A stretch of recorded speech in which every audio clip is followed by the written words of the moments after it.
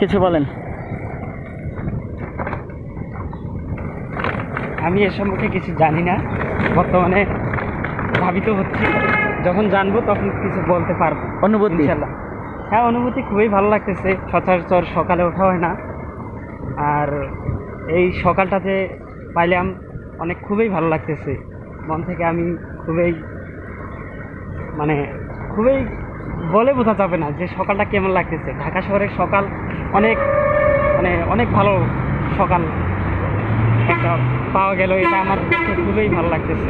Next ইয়ারতে আরো উঠবেন যেহেতু ইনশাল্লাহ। হ্যাঁ, ইনশাল্লাহ আমি নেক্সট ডে থেকে ইনশাল্লাহ সকালে ওঠার চেষ্টা করব। যাই হোক, স্টুডেন্ট হিসাবে আমি এটাই বলবো যে সকালে ওঠা হয় না, তারপরে বলতে চাই যে আগে সকাল আর পাওয়া যায় না সচরাচর, আর অনেকদিন পর একটা সকাল পাইলাম, যেটার অনুভূতি বলে বোঝানো যাবে না। স্রষ্টাকে ধন্যবাদ। থ্যাংকস, ধন্যবাদ।